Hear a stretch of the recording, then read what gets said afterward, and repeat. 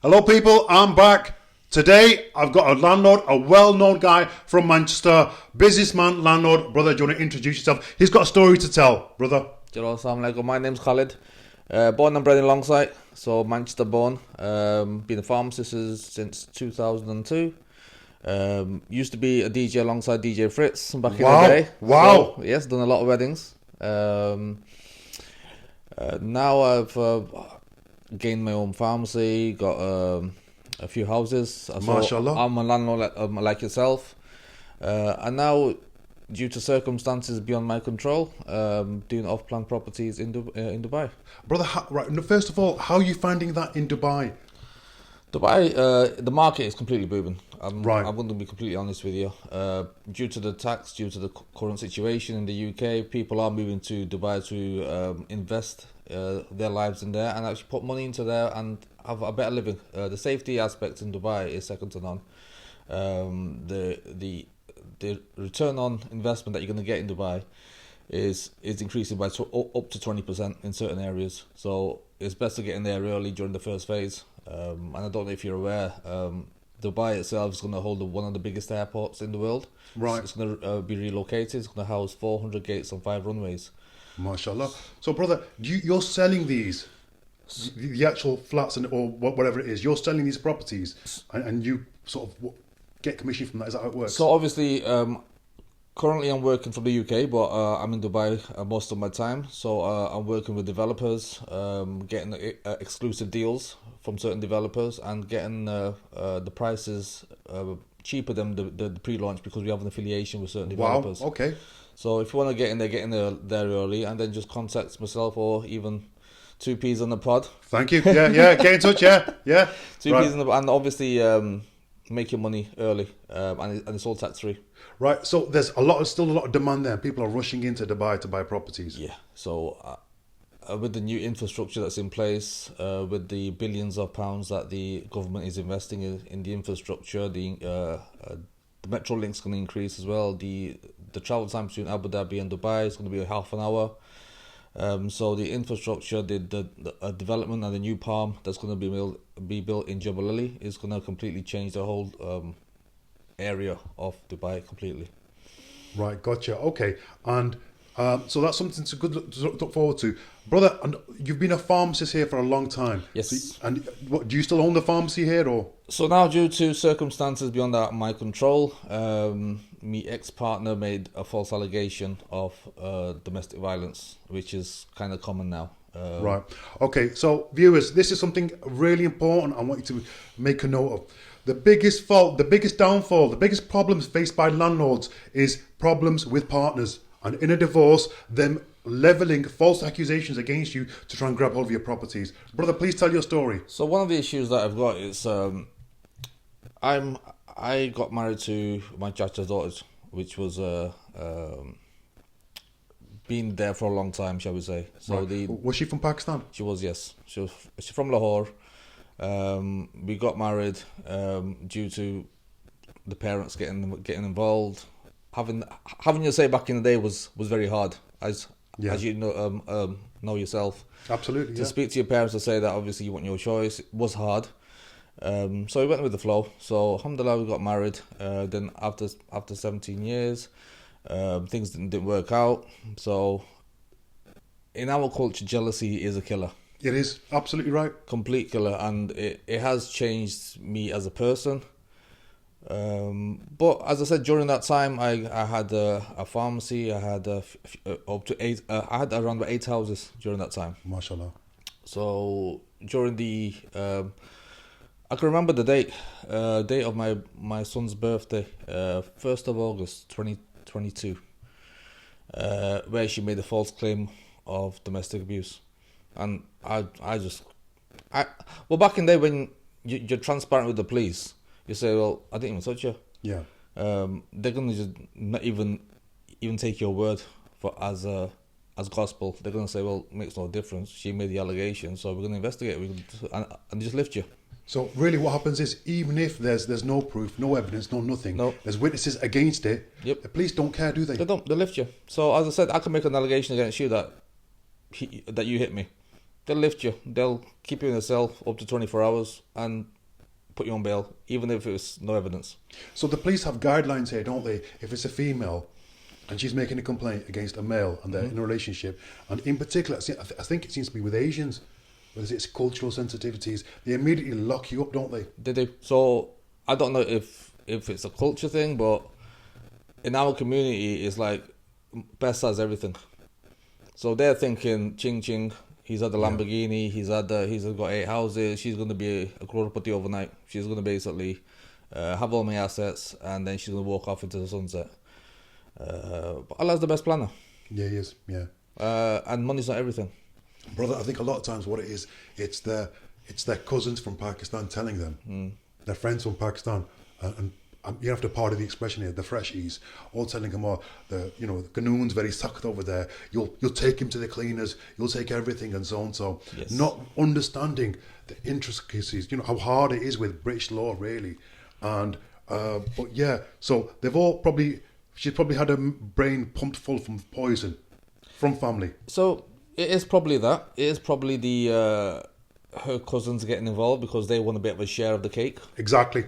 So in Jeddah, there's all that. But everything that I was investing in were for my kids, irrespective of money being shared. It was for my kids. The private education that they had, the best in everything, the holidays that they had, they were just for my kids, making sure that they're happy. And that jealousy kind of killed it all. I moved on in life. She needs to accept it. But if she can't accept it, then that's her revenge.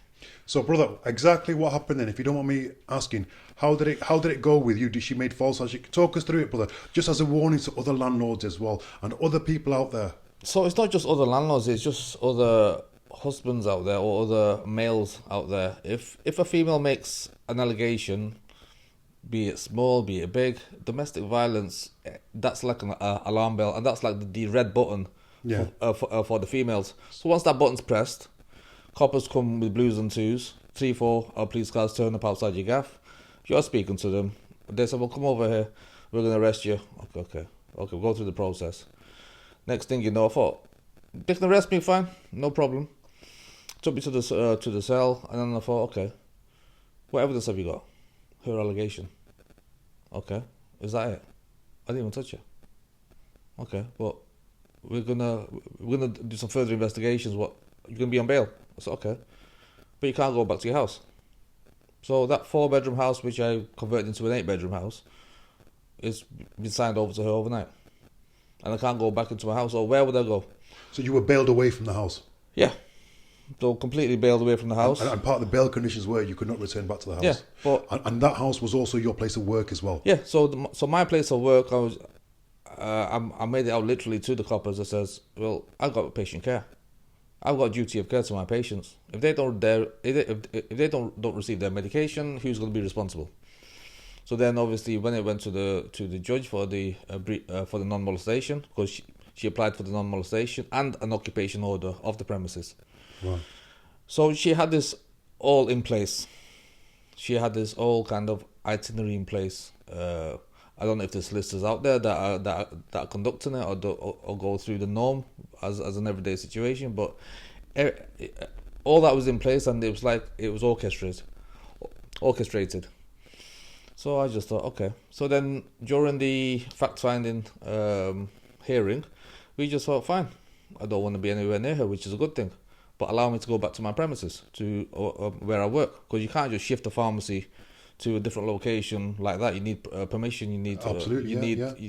There's a timeline to have a relocation of any property or even a planning application to move your pharmacy.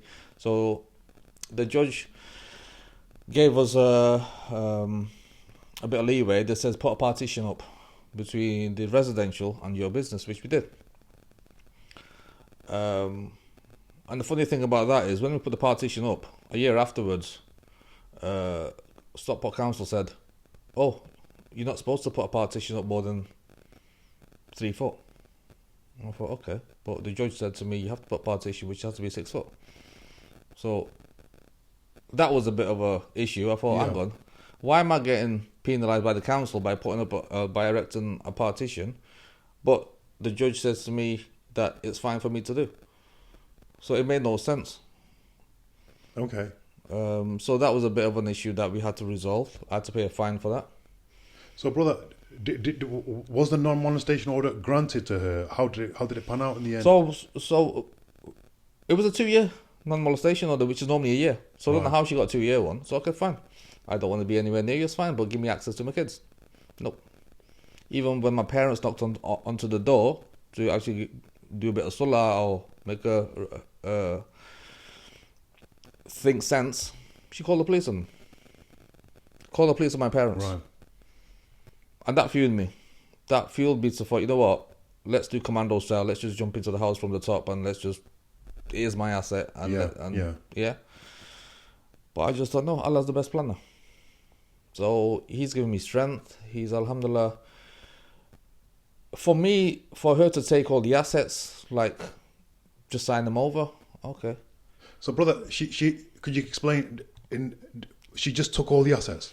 So basically, as soon as she got a non-molestation order, the solicitor applied to the land registry to put a block on them, so I couldn't sell them. Right. Until there was a divorce proceeding in place, and the judge, and during a divorce proceeding, the judge decides where the assets go. So I just thought, how can I provide you with paperwork when I don't have access to my property? And the first thing that she did when she did lock me up is she got all the property papers, which were in the house, which I had in a secure area. She grabbed those papers and she knew every single transaction that I made on the properties. Right. So that was her agenda. Okay. So these are females that know what they're doing. Yeah. They're being advised as groups on Facebook advising females, as in particular females from that part of the world, how to rinse out your husband, and the families in Pakistan often think they're going to gain, don't they? Yeah, so they just think they come from the pind. Yeah. They're going to be crorepati overnight. Yeah. Meri beti gayi hai to vilayat gayi hai, she's going to have a good thing, and if he does screw him over, she'll have everything. But again, I always thought Allah's the best planner. Right. So, brother, she was awarded all the property. Is that right? So, upon the divorce application, I didn't comply with the court because, to be honest with you, I didn't want to comply with whatever their timeline was or whatever. How can I provide you figures and assets and how much I'm earning when I've not got access to my paperwork? Yeah. So I just thought, you know what? Screw you, mate. If you want the assets, come and chase me.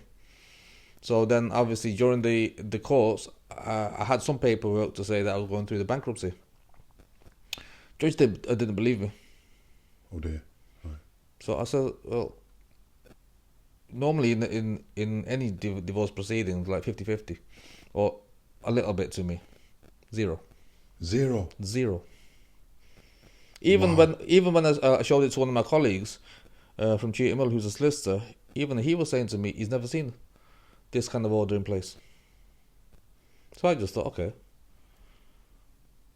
Back in my mind, I was thinking, okay, let me do commando style, let me break into the house and this, that, and the other. And I thought, no.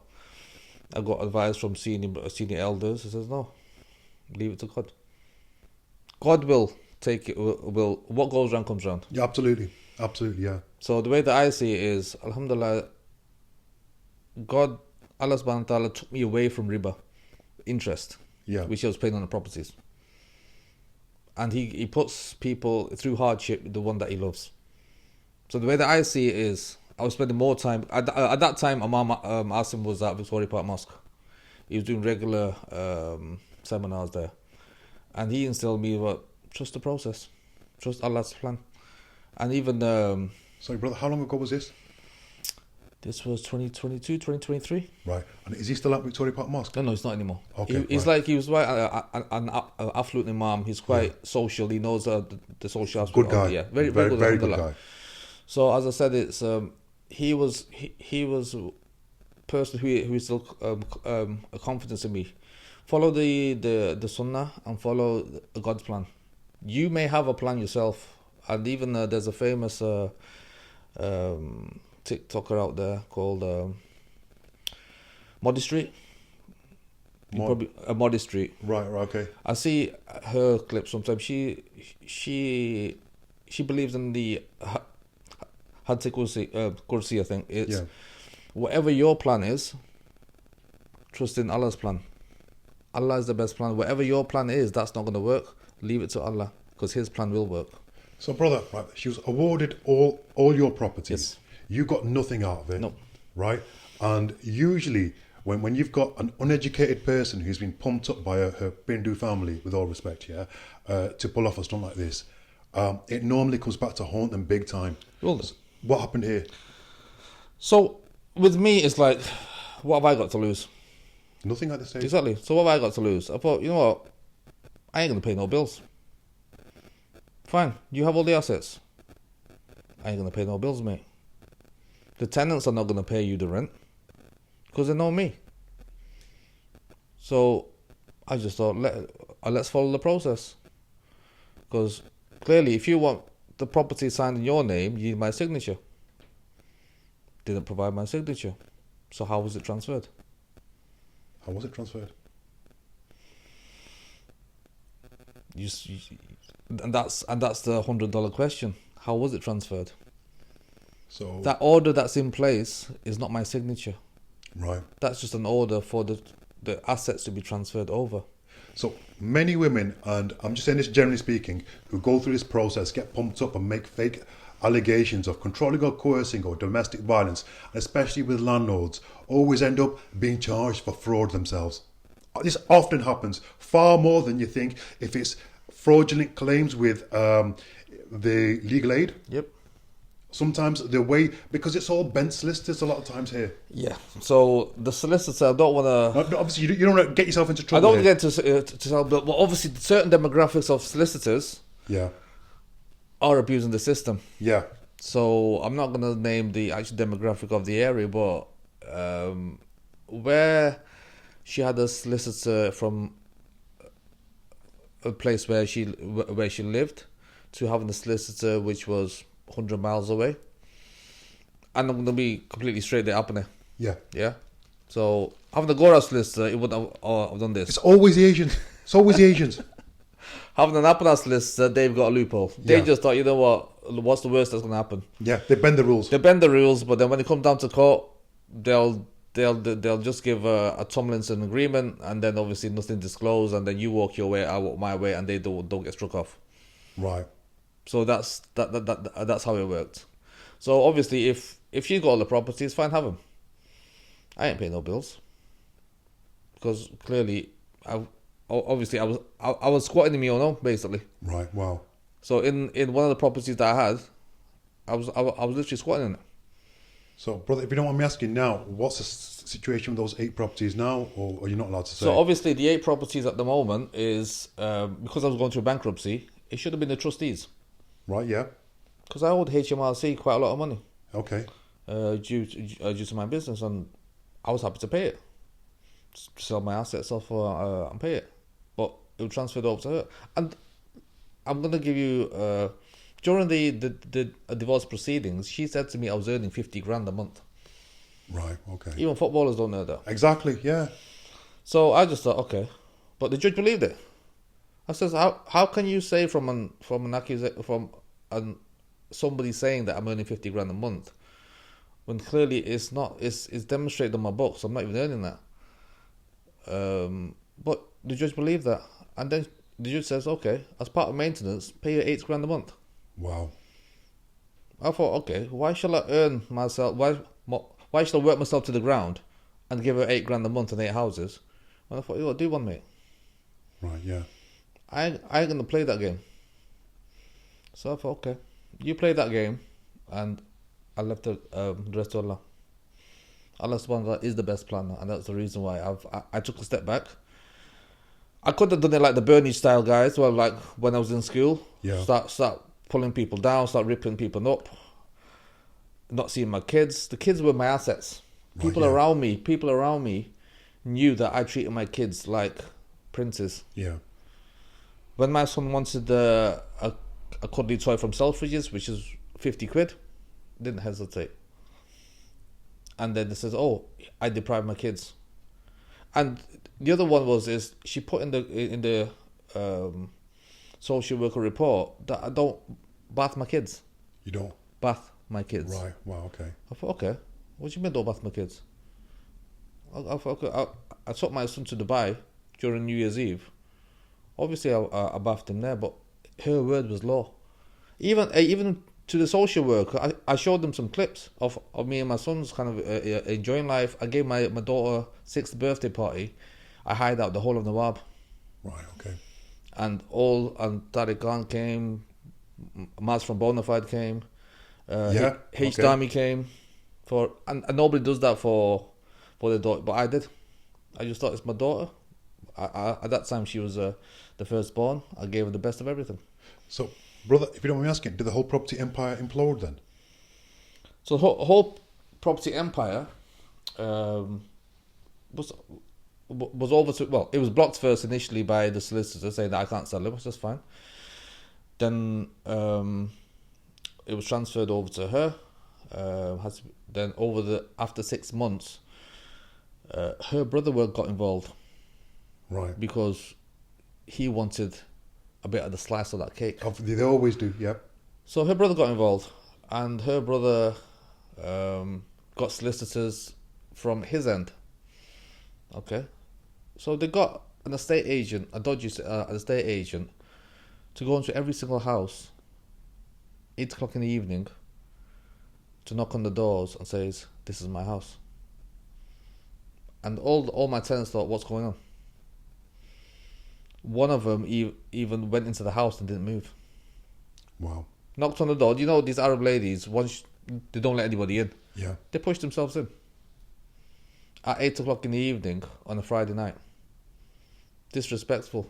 Yeah, of course. Yeah. No estate agent will do that. No, it's illegal. So they did it because they want the commission. That's all it is. It's best at the end of the day. Everyone wants that slice of the cake. Yeah. So they just thought, you know what, get these guys, these dodgy estate agents, to knock on these houses. They managed to get it to 4. Right. But the rest of them, out of the 8, were mine. So, okay, fine. And then they sold 4 of them. Right. Again, without my signature. Okay. So that's what my query is. And then even now the bankruptcy trustees are saying, how were those assets sold? And those assets were sold at mortgage value, not the value of the property. Right. So if the house was worth 500 grand and the mortgage was 300, they sold the property for 300. So there was very little gained by them by doing this, but it was just an implosion, wasn't it? Not gained. I thought cash was delivered under the table. Ah. So again, another dodgy factor. I says, why would you stop? Why would you sell an asset worth 500 for 300? Of course, yeah. Tax evasion. Yes. Capital gains tax. So ultimately, here's again the problem here is fraud. When people get, a lot of people get into trouble with these kind of scenarios. I know many landlords who've had fake controlling coercive domestic violence cases just like this, and they were married to a relation, and especially one from back home, and they've all done this, and the whole property empire has imploded. Yes, it will be. Right? And they often end up getting charged with fraud, yes. The other party, because they're Hindus and they don't understand the law. And this is what I'm saying, Allah's the best planner. Yeah. You have sabr and shukr, 2 things that you need to have. And through that process, I focused on that. Brother, I'm so sorry you went through this, and honestly, I can't tell you the impact your words are having on me. And I'm hoping the viewers over here, look, guys, if you're building up a property empire, the worst thing that can happen is what this brother's gone through over here. It happens far more than you think. The law is not on your side at all. And brother, are they? From my understanding, they're trying to change the law over here now. And if you don't mind me asking, when you married her, she was a Pakistani citizen, is that correct? Yeah, she was a Pakistani citizen. Right. And obviously, she had the indefinite leave to remain. Okay. So, brother, there's talk that Reform or Labour might change the laws. So if people who were pressurised into marrying someone from going back in the last 20, 30 years, who was pressurised into marrying someone from that part of the world, retrospectively they'll go back in time and remove those people from the country. If Reform was to do that, would you vote for them? Of course I would. Without a doubt. Because In an instant, wouldn't you? of course I would. Because you know yourself that you've grafted all your life, you put a tax into the system, and then you just handed it over like a piece of cake. So, brother, if now we're seeing a lot where people are being taught, people are going out to Pakistan, India, even Morocco, certain parts of Africa, they're getting married. And as soon as the people land over here, they say controlling, coercive, domestic violence. It's all a scam for them to get indefinite leave to remain. So these women know. Yes. These women know as soon as they land, got that passport, I'll flick that switch. Yeah. I'm going to give you a prime example. I was at a workplace. She made a false allegation that obviously I drove past her house or I did this. Couple just lifted me. Right. I thought, okay, when was it? Can you prove it? No, we'll discuss that in the station. Another one, as I was walking down the street, threat to kill. They were going to put me on remand. Yeah. Right. And I thought, okay, prove it. On one statement, the divorce statement, which was civil, she said that she was walking. On the police statement, she said she was driving. Okay. Right. So I can go to the coppers and say she's provided a false information. She's wasting police time.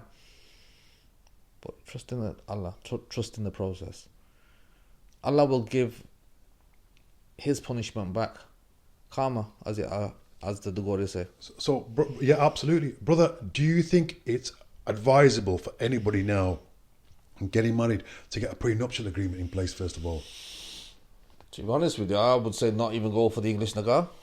Just stick with the normal nikah. Just Islamic nikah. Don't ever get married. Yeah. Stick with Islamic nikah, and that way, yeah, you don't even need a prenuptial so that way agreement. it's like in English law, she's worth nothing. Right, people, landlords, business owners, guys. There's an epidemic out there of people doing this. Now, if Reform get into power, Yep. they are going to deport a lot of these people. I think Labour's going that way as well now, where they're saying everybody who's come over here and made these fake claims, because it's an epidemic now, they're going to simply remove them from the country. It is, but you need to get through the root cause. Yeah. I've explained to the Chief Constable of Greater Manchester, saying, let's have an open conversation, let's sit down. You listen to the woman's side, you've got this new thing that's come place, this domestic violence order that you put in place to save you going to courts. But have an open conversation. How is it happening? Why is it happening? Why are you wasting your time on these orders, on your officers picking these people up and taking them away, and then there's no substance into the allegation. If she made an allegation that she's hit me when I wasn't even in the country, they still lift you. Yeah. Yeah. That's what it is. As simple as that. Yeah, you don't need any proof. If there's proof against it, it's not going to work in your favour. I mean, what it comes down to, this country's becoming a sham, isn't it, really? It will be. And that's the reason why people during my work in Dubai, are moving out there. Yeah. Because of the safety aspects. People getting shafted there. I'm not going to... Absolutely. So people, this kind of thing won't happen to you in Dubai. It won't happen to you in Bahrain. It won't happen to you in Qatar. It won't happen to you in Saudi Arabia. But over here, with a soft touch, and people are abusing the system left, right, and centre. And we're seeing people like this brother over here lose an absolute fortune because of this. And brother, I feel so much for you that you've had to endure this and go through this. One of the things that kills me is not seeing your kids. Yeah, I can understand that. So the ones that you've nurtured, people around me know that they were my pride and joy. And taking that asset is like mourning somebody. Yeah. So obviously, I know you're going to janaza later on, so you understand that when you mourn somebody, it takes a bit of time for you to absorb. And even now, it's like everyone says, "Oh, how are you?" I said, "Fine, alhamdulillah." I trust in the process. This has actually changed me. It's got me focused. Yeah. I've been an invitation to go to Mecca this is my fourth time I've been to Mecca. MashaAllah. So during my pharmacy days, I couldn't have left my business to go to Saudi or go to any places, because it had to be a bank holiday weekend or it had to be Christmas period, shall we say. Right. Now, alhamdulillah, it's like I go to Umrah and it just cleanses you. I go to the masjid, it cleanses you. If you got anxiety, if you got stress levels, then reach out to your mom, reach out to your mosque, because they do help. And that sukoon that you get there, you won't get it. As I said, you're going to a Victoria Park in a bit. The sukoon that I get from that masjid Yeah. doesn't compare to any other. Okay, brother. So, brother, so now landlords, in order for you to avoid this, I think the real way is, number one, never get married. Right? That's number one. Never get married. Yeah. It's a sunnah to get married. Yeah, yeah. But obviously, do the Islamic nikah. Yeah, if you do Islamic nikah, it's not recognised over here by British law. So you can only do an Islamic marriage, but that raises other issues. So I would say maybe always, if you are going to do it, get a prenuptial agreement. Yes, if you're doing the English nikah. Yeah, yes. if you do, get a prenuptial agreement, and then if you do have kids, always maybe do a trust where buy properties with the trust for the kids. But then the kids have all the power then. Yeah, but the assets are your kids. Yeah. But as I said, that's the reason why they had private education, because of the grafting that I did. Right. And the assets that I had from the properties. Right. During COVID, I thought, let me treat myself. I bought myself a Lamborghini. Yeah. Kids were buzzing. They made more friends at school. Right. Yeah. None they got picked up. Right. So it was just a bit of a show for my kids. It was a bit it's like, listen, kids, this is what I'm making for you. Every time I used to develop properties like what you were doing, I used to say to the kids, these are yours. Yeah. These are going to be your assets, because they won't be able to buy houses No, absolutely not. When they're older. And I thought, you know what, these are your assets. These are going to be yours. These are, alhamdulillah, this is what I'm going to build you up to. So if they don't have an education, they've got some assets just to back them up. Like what our parents did. Yeah. Our parents came over here. They had nothing. They had a house. At that time, it was about £100, which was a lot of money then. And now it's grown to be an asset for the kids. So, my ex-partner being my chacha's daughter, they've got issues back there as well, because obviously they're not talking. Okay. Yeah. Again, it's money. All money. Always money. Money is the devil. Yeah. But I think when you look through it all, take a step back, Allah provided me. Allah gave me this path saying, get rid of this interest. Yeah. Don't have this interest. Because literally, every time you have a mortgage, you got an interest. Yeah. So get rid of all this interest. Come to me. Right. And that was the call. Yeah. And then when you sit in the masjid and you focus on certain topics and just be yourself, your kids will come back to you. That's what I know. And if she is preventing my kids coming to see me, she's doing zulm. Yeah. And obviously, if she's doing zulm, she's going to go to hell. Yeah. The way that I see it. So if she's doing that, then carry on. So, but do you see yourself shifting to Dubai now full time, or? So eventually, inshallah, when I am coming in and out, when I'm closing deals, I just fly out to Dubai. But most of my time is in Dubai, compared to the UK, because it's cold here. I don't want to be rude. Yeah. And then New Year's Eve, the fireworks are a lot better there than here. Yeah. Okay, but mashallah, it's good to see you're rebuilding your life. You've picked up the pieces. You're starting off in Dubai. This is why I'm hoping that Nigel Farage, members of Shaban Mahmood, if you're watching, this is an epidemic. People are coming over here, they're taking the piss. What we need is to retrospectively, anybody who was in a marriage where they were even coerced into it, pressurized into it by family, going back the last 20 years, we need to have all those people, even if they've got citizenship now, removed. Yes. All it is, back in our day, our Chacha Babe arranged each other's marriage, yeah? Yeah. You couldn't say no? No, exactly. Now it's like, it's an epidemic out there. It's like, oh, he's got my my dad said he's got my jaidad, so obviously take their revenge via the kids. Yeah. So if I can't get it, then obviously we'll get your sons. Yeah. So it's to do with families from over there, and at the end of the day, people have got themselves involved in these situations where marrying within families, and it's a cultural thing from over there, and it is what it is. But I think we need reform, or we need the Labour Party, anybody to do something about this. Remove these people from this country, and I think they'll have a huge number of people voting for them. A lot of people have gone through this. A lot of people. They will, but if Labour just attack onto this, because obviously I am affiliated with some senior MPs in Manchester, as you will be yourself. They know about this. Yes, they do. But the strings that they can pull is on the woman's side. Yes. It's never on the man's. Yeah. So it doesn't matter how many doors that you want to bang. you can't. The system doesn't allow you to see your kids. Doesn't. The amount of times I've been to a hearing for a child custody and they says you're lying. Yeah. I thought, how can you prove that I'm lying? Whatever things that come out of her mouth is gospel. It's true. Yeah. And whatever evidence that I provided to them, my sons have got a YouTube channel at the age of 6, which the mother didn't want to do, but I just made them to be more confident, especially in school when they're speaking. Right. She goes, she didn't want it. I said, but there's a YouTube channel. Oh, that's old. Nothing to do with us. I think the whole system is stacked against men, isn't it? Yes. And during that time, she asked my daughter to make a false allegation against me that I hit her as well. Right. When it was proven, when she was the age of 6, she said in school that, my mother locks me up if I don't eat my food. Right. And when I mentioned that to the social worker, she goes, "Oh, that was too old." But it's relevant. But they disregard stuff which it favors, goes against her, but they make mine highlighted, even if it's not true.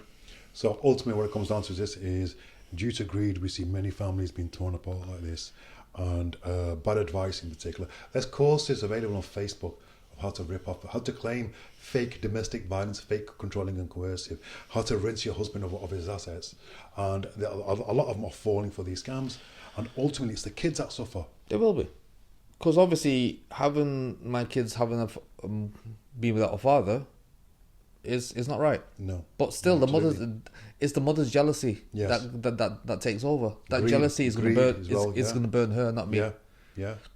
I've got remarried, alhamdulillah. I've moved on, but that doesn't stop me from knowing that my kids are alive. Our kids are happy and kids are stable.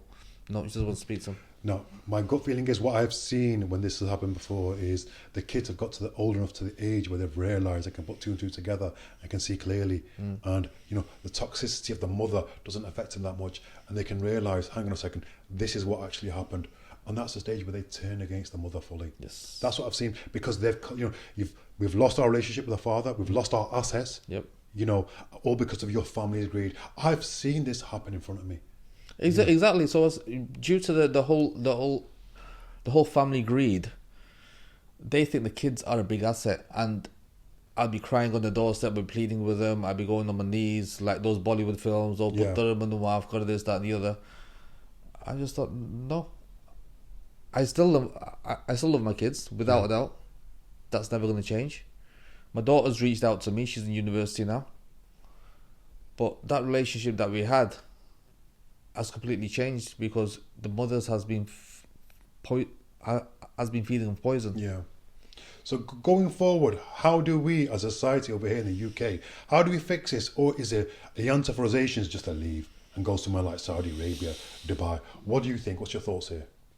My thought process is, it doesn't matter how much a man wants to change things, the law will never be on his side. Not in the UK? Not in the UK.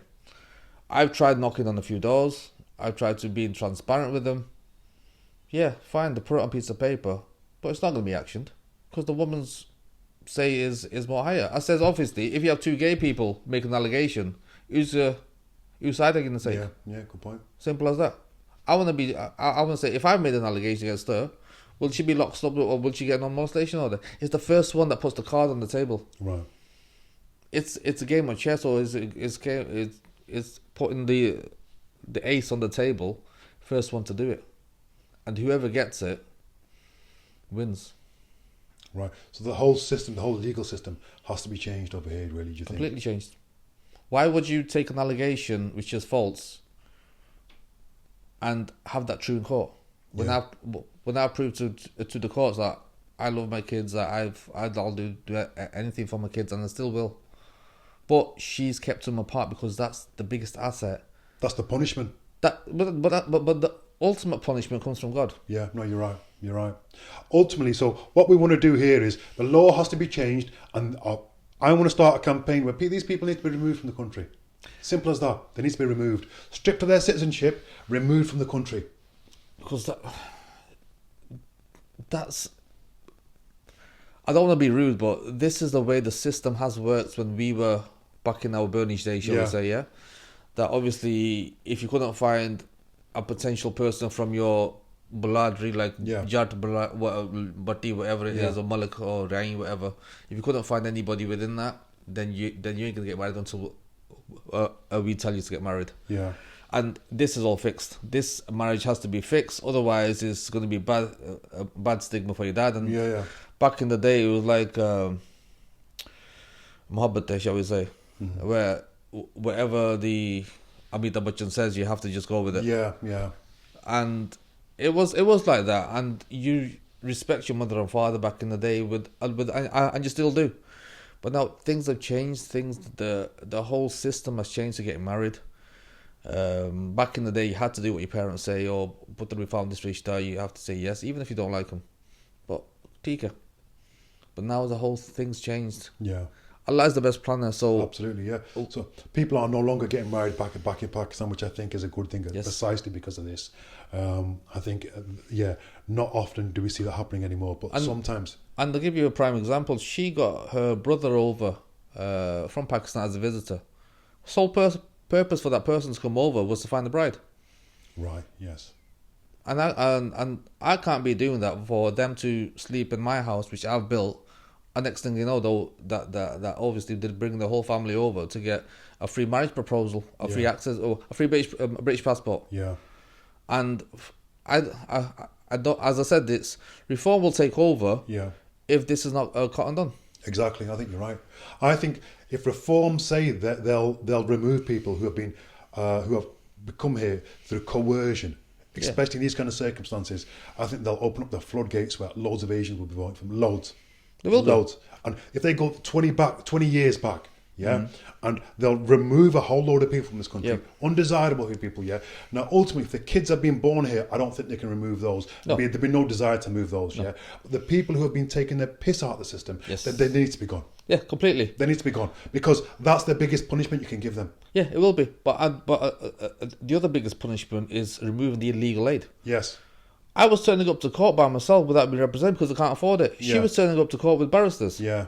I thought, where's the sense in that? A freshie from Pakistan has literally taken the legal system and the whole process and made a mockery of it. Exactly. I can't afford a solicitor, and then the next thing you know, she's got a barrister coming to court. I even went to High Court to appeal against this judgment from for all the assets to be transferred over. The High Court said to me in London, "Oh, if there is any money left over, you get a lump sum." Right. Wow. Okay. If there's any money left over, but I thought, you know what, do one. Yeah. I can't be bothered with all this process. You have everything. Yeah. And now let's see if you burn with that. Yeah. Inshallah, let's see how these things pan out now. Yeah, but I'm hopeful things will change now, because people certain political parties are looking to remove people, a lot of people from this country, and I think one of the main ways is going to be fake asylum seekers and these people who have come here with they've come here on marriages and straight away claimed controlling, coercive, domestic violence and these kind of things, where across the board. So inshallah. Yeah, inshallah. But even Shabana Mahmood herself is seeing that. And I know she's been an Asian herself, but the people from Jhelum are taking the. I don't want to classify Jhelum as being part of it, but people from certain districts are abusing the system. Yeah, no. Here's one thing I'll say: she knows she's going to lose her seat at the next election. She's going everyone knows. She's going to, unless she comes out with something like this to say, "I will get rid of all these fake asylum seekers and people who've been making these fake claims." If she does something like this, then she gets to keep her seat. Not only that, she gets a run at being Prime Minister. Yeah, but I don't know, being Pakistani, we're getting a stigma. Yeah. Like these grooming gangs, like these other issues by being Muslim. Yeah. But my gut feeling is, as long as they promise to remove lots of brown people, lots of all the racist white people will be cheering, thinking, right, thank God for that. No, but we want that. We want, as I said, we want to make sure things are transparent. When our parents came over, they wanted to follow the book. Exactly, different ball game then. Even back in the day, we used to have dinner tickets. Yeah. If we bought a dinner ticket and our dad knew about it, we'll get a slap around the face. Exactly. Yeah. I remember that. I don't know if people are aware of that, but it's like they would buy the book. They didn't do anything dodgy. Right. Even from the moment, if they wanted something, they paid for it. Absolutely. But now it's like everything's for free. This is it. So fingers crossed. Yeah, reach out to me if you had this kind of experience as well. And yeah, this is something we need to be talking more about. Brother, I want to thank you for coming on the podcast and for your time, mate. No, alhamdulillah. As I said, there are certain groups out there, Right. Gorai, Like what? like fathers who are Fathers for Justice. yeah, all that. So they are out there, but their words not heard. Yeah. Maybe if you can do some kind of documentary on TV Yes. or something to highlight this. It's at the moment, if you see the TV programs, it's all for the women. It's all Exactly, it's all yeah. the thing. Get the men's perspectives out there, Inshallah, brother. and then our voices will be heard. Absolutely. That's what it's all about. But thank you for your time, No mate. I problem. appreciate it. Take care. Thank you, Right, G. people. Thank you, G. Allah Hafiz. Hafiz.